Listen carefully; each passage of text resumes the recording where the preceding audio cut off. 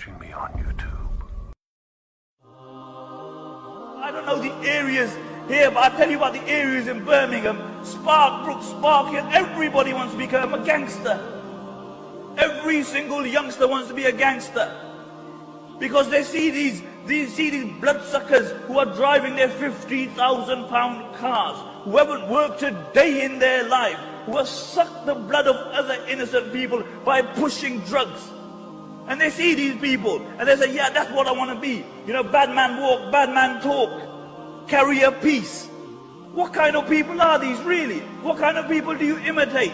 People who will break up families because they're number one. They will push drugs. They will leave children who are yatim. And this is no exaggeration. Have you ever seen a man who's on crack? His son's a yatim because he has no impact in the life of his child. Look at all those parents who spend their life and they have lofty aspiration for their child, and that child becomes a crackhead. Why? Because some punk out there wants to push drugs so he can have his big car. And these are the role models that our children have. These are not men by Allah. Men by Allah is what the Prophet ﷺ defined as a man. He was speaking to the Sahaba and he asked them, who is the strongest? And the Sahaba said, it's him who can overpower him. It's him who can overpower him. The Prophet ﷺ said, it's not them. It's that man that when he becomes angry, he can control his anger. He can control his anger. Because it's easier to punch out somebody's life than to forgive that person.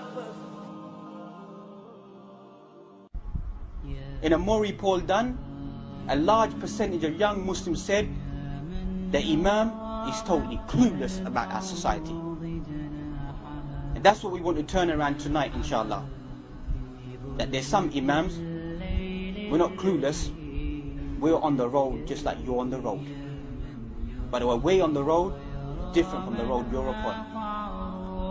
Has it not become, unfortunately, a common trend that Muslim youth, they drink alcohol, whatever the names may be, whiskey, brandy, rum, vodka, beers, ale, whatever it may be.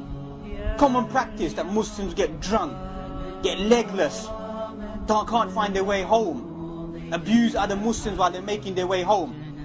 At least some people, when they used to drink in secrecy, drink in the privacy of their own homes.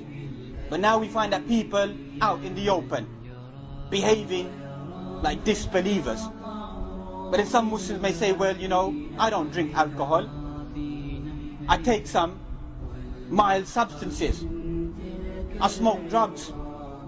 Tell me in the Quran, where Allah said in the Quran that cocaine, crack, smack, weed, skunk, marijuana, spliff, reefer, dope, white lady, coke, smoke, brown, Charlie, whatever name you want.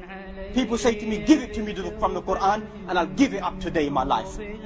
Man taking heroin, lying on the floor like a dog, addicted to heroin, lying on the floor, picking up cigarette butts, chewing them because he's become a skaghead.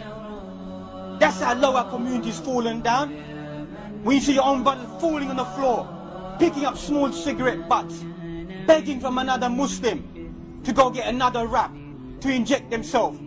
A man wants to drive by in his flash car and think, yeah, I'm a big boy. When some people are serving these substances, there's a code of behavior. Never serve it up to another Muslim. Never ever in your life. Go down a long way. Go down a long way, but never ever get your own blood addicted to it. We've crossed over the rules.